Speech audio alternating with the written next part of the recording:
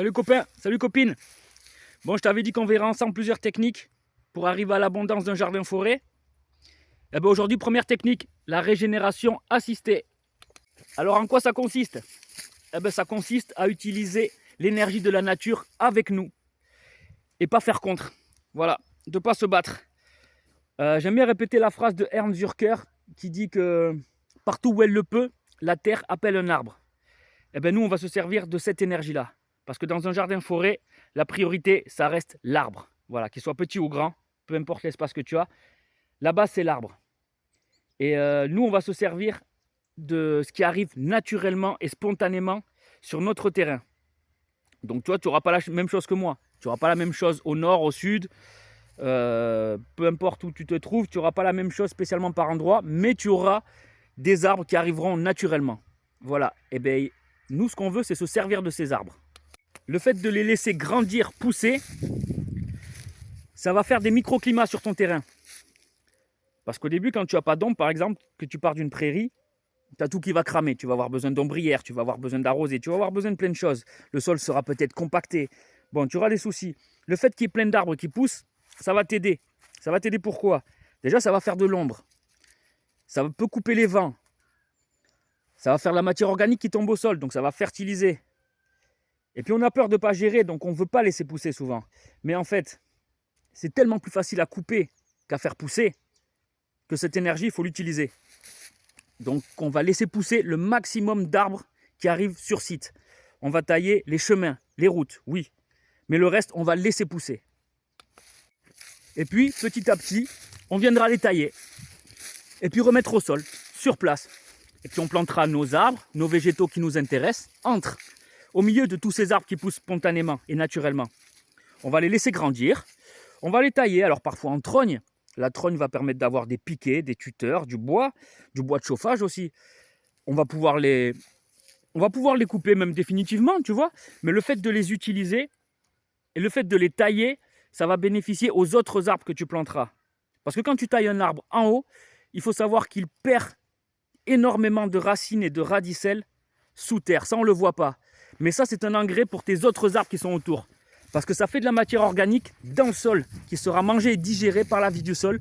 Et donc, ça fait un engrais naturel qui servira à tes autres arbres qui pousseront très bien.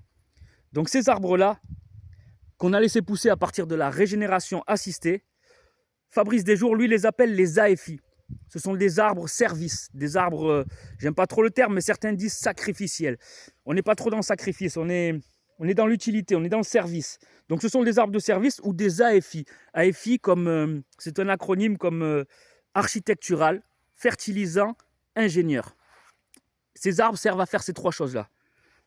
On va les laisser pousser, on va les tailler et on va planter au milieu.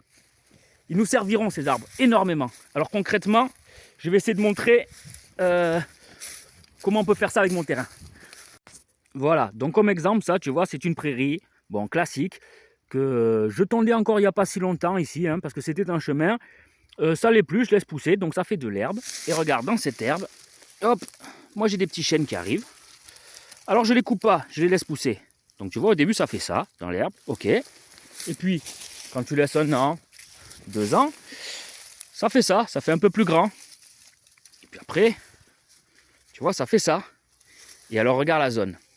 Tu vois, là j'ai rien planté. Tout ça, c'est juste des chênes qui sont venus spontanément. Et bien ces chênes-là, moi, je viens les tailler de temps en temps. Je viens faire une trogne. Tu vois, lui, hop, je l'ai taillé. Des fois, je ne les touche pas. Il y a des petits pruneliers qui arrivent au milieu. C'est pas grave, je laisse, même quand il y a des épines. C'est plus facile à tailler qu'à faire pousser. Tu vois tout ça? Tout ça, ce sont des chênes qui sont arrivés tout seuls, spontanément.